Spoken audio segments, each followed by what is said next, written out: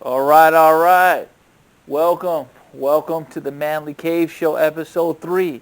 If you like these videos, go ahead and smash that like button. And do me a favor, subscribe too so you can get the most up-to-date information about money, about life, about God. We're going to talk about a lot of things about businesses as well. So in this episode, episode 3, we're going to talk about money in your 20s. And what's going on is I'm going to talk about some regrets that I had that I wasn't able to do in my 20s. But I want y'all, if y'all are in your 20s, to not make the same mistakes that I made, so that way you can get financially ahead even faster, which is very important because time goes like that. Before you know it, if you're in your 20s, you'll be 30, and you'll be 40, and you'll be 50, and you'll be looking back like, what happened? Life goes fast, believe it or not. I know in our 20s we think we're going to live forever, and we think, hey, life is good. I'm going to just be like this, young forever. Wrong. Life catches up so fast. It's not funny. Anyway, I made a big write-out, which I have in my left hand here right now. I'm going to show y'all. I'm going to do my best to position this up so y'all can see it, even if I have to hold it. So here we go. All right, money in your 20s, this is called. Money in your 20s. Can you see that? See if right there. Money in your 20s. All right. Number one. One of the regrets that I had was credit card debt. I had credit card debt. I didn't pay off my balances. I paid the minimum payments and at times a little bit more. Do your best if you're going to have credit card debt to pay that balance off because those interest rates will freaking cost you lots of money. And basically you're stealing wealth now because of the debt instead of later. All right, so that's the number one thing, all right? I want to go to the side here, all right? So, credit card debt. 2, build an emergency fund. It is so important to build an emergency fund. You have gurus out there, for example, Dave Ramsey, and I believe Susie Orman, and David Bachman, I believe is his name. And they say to do this. It's very important to do this. Start with $500 to $1,000 on your emergency fund. So that way if you have any emergencies, you got a flat tire, you need an oil change or whatever, if you didn't budget your money right, guess what? That money is there for those basic necessities. It's very important to do that. One thing I slowly started to do. And with this, the emergency fund, here's how to do it. Every time you get paid, open another checking or savings account where you can have instant access to that just in case you need it. Do not spend it. And if on stupid things. Just emergencies only. But if you end up spending it, replenish that money as fast as possible. Very important to understand that. So that way you have that built up. $500 to $1,000. Start with that. Number 3, 3 to 6 months in an emergency fund. Do this. I didn't do that. Okay? I relied on these stupid credit cards when I was in my 20s to take care of business. And that debt build up and that interest build up. And the banks psychologically know this. For consumers back in those days when I was in my young 20s, I didn't know any better. Nobody really taught me a lot about financial education. I had to go out there and seek that wisdom. You got to seek that wisdom. We're going to talk about that. That's step 6. Anyway, so 3 to 6 months of an emergency fund so you don't got to dip in the credit card. That $500 to $1,000 will start you off right. Open a separate checking or savings account for that.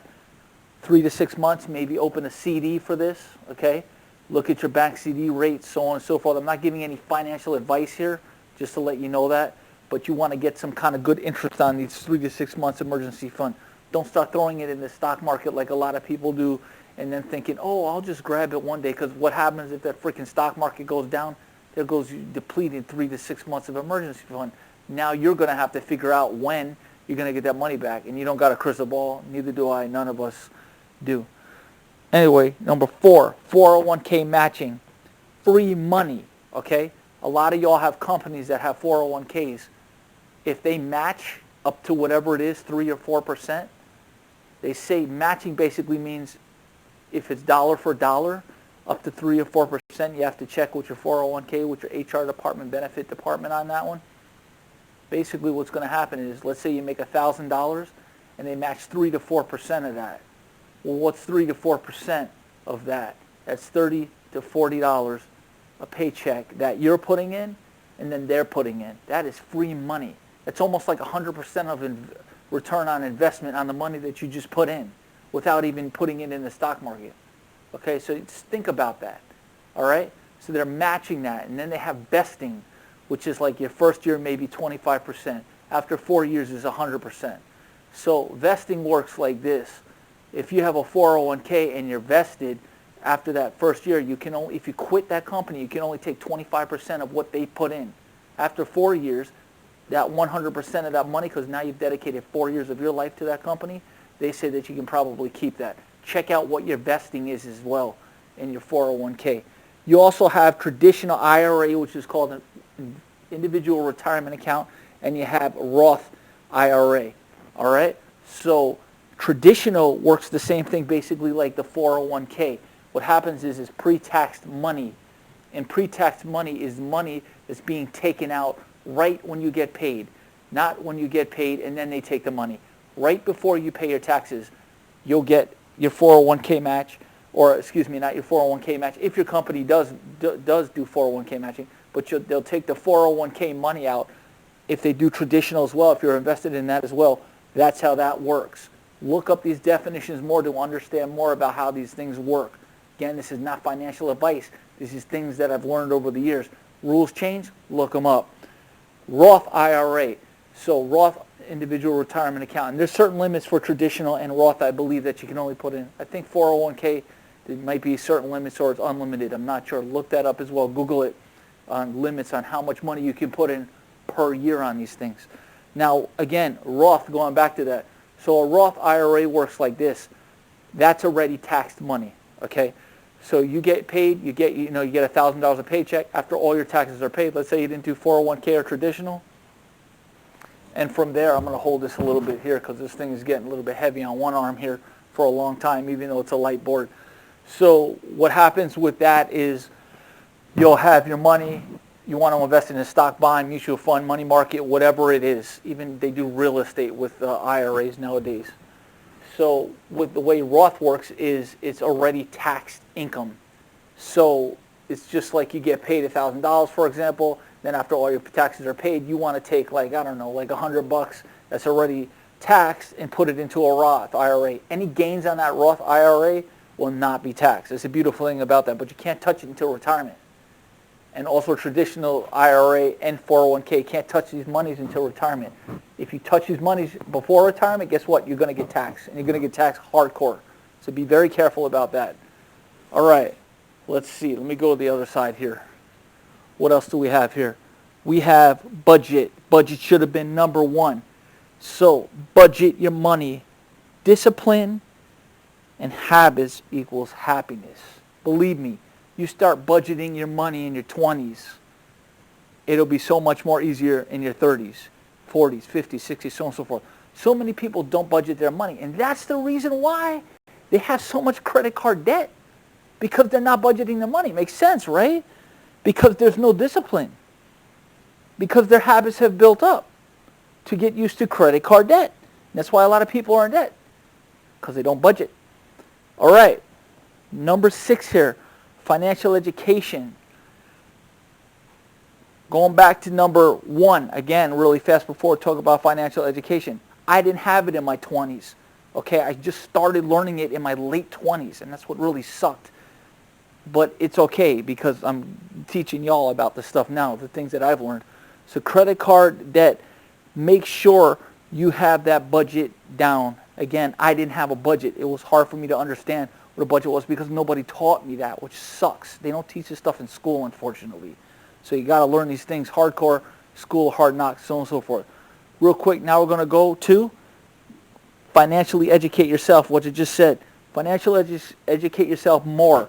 And you want to do this really fast. I'll let y'all see this before I put it away. And what I can do is put a little spreadsheet on there. If you want to get this for free, I'll put a little link in there so that way you'll understand more about this.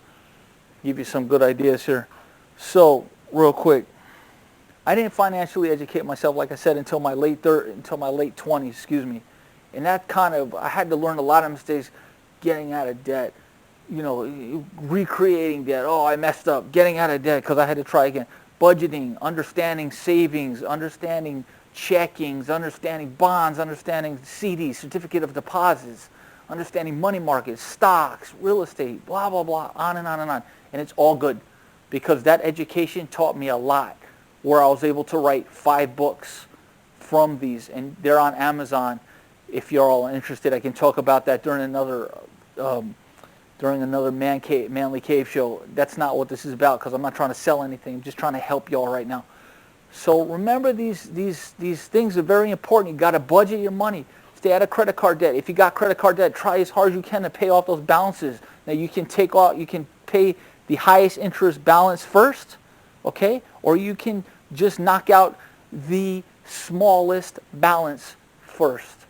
Okay, so highest interest or smallest balance. Depends on what you want to do. If you want to have a quick win, Dave Ramsey, like I was reading some of Dave Ramsey's book back in the day, he's saying that, if I remember correctly, you take that lowest balance first to have a quick win. Boom, get it. Bam, then that will motivate you to go ahead and start doing that, he calls it the snowball effect. Taking that money that you paid off one credit card, and then you taking that money that you were paying that payments, and you're applying that payment to the next credit card with credit card number 2's payment as well. And you do the snowball effect into the third debt, fourth debt, so on and so forth. Very important to balance your money and start paying off that debt, because you don't want to have that debt, your credit card debt, in your 30s or your 40s. Because if you're paying minimum payments, that stuff's going to take forever to pay off. Believe me, trust me on this one. Okay, so it's very important to stay out of that. Build that emergency fund again, $500 to $1,000, just in case you got a flat tire. If you own a car, or if you don't own a car, something happens where you need, teeth are crazy. I spent some good money on my teeth. Believe me, I said a joke once a long time ago. I said, if I could take all my teeth out, and if somebody would pay me for all my teeth, I'd be a rich man, because I didn't take care of teeth as well. Take care of your teeth. Those things, they cost money. Brush your teeth, floss your teeth, get in the habit of flossing your teeth. It is so important to floss. Believe me. Anyway, you got to budget your money. You got to stay at a credit card. You got to build that emergency fund, $500 to $1,000, like I'm saying, for emergencies. It could be dental. It could be something to do with the car. It could be something to help yourself with some emergency that just popped out of nowhere. Emergencies happen. Life happens. It's just a fact. We can't all live in Mr. or Mrs. Positive zone like some people want to never hear anything negative. Well, I'm sorry, but life happens. And it's not necessarily a negative thing. It's just the way it is. Anyway, so do that, $500 to $1,000, and then get on track to save 3 to 6 months of your emergency fund with expenses. So you want 3 to 6 months of expenses, which you can also call like emergency funds if you wanted that as well. Once you build that nest, then when a real emergency hits you, like a loss of a job or something drastic or catastrophic, you're not going to be like, oh my God, what do I do? Now I got to dig into my credit cards and then get in more worse trouble. See? Discipline and habits equal happiness. Anyway, so if you don't do that, you'll be more happy because you'll save that 3 to 6 months, or you save that $500 to $1,000 for emergencies. You'd be so much more happier. Put a smile on your face, emoji smile. Anyway, so do that. Budget's important again. Putting your money away for those emergency funds, like open another checking or a savings or a CD or a bond or something that's going to build that money and beat inflation. Try to find a CD or a bond that's going to beat inflation. If inflation's at 2 or 3%, look up the inflation rate. I don't know what it is off the top of my head. I can guess it's 2%. Try to find something that's 3%, so you're beating inflation. You don't want to just put your money in something that's not going to grow like a 0.01%, because you're losing money every year. That dollar, every dollar you put in there is losing value, losing value, losing value. Well, therefore, you have to spend more of those dollars to catch up with inflation because things are getting more expensive.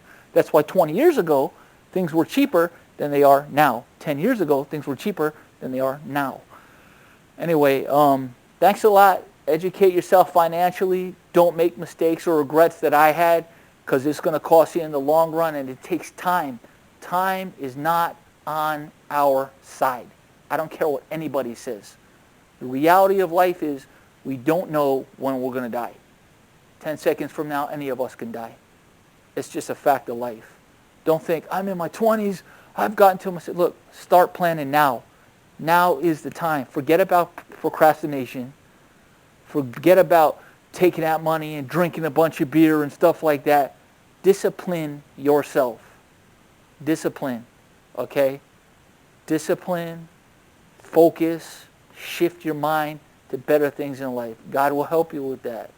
Pray to God. Ask God to help you with these things if you don't have that discipline yet. It takes time to build that discipline. And don't knock yourself up and beat yourself up if you fail at what you're trying to do. Just keep going. Everything is a lesson in life as well. You know, if you failed not to save that $500 and you messed up and you spent a little bit, well, learn from that. Do your best to learn from that, and then keep moving. Keep pushing yourself in the right direction. All right, this is Jay. This is episode 3. Smash that like button. Subscribe. We're going to do more videos about money, more videos about life, more videos about God. God bless you. This is Jay, and I'm out. Have a great day or night wherever you are. Peace.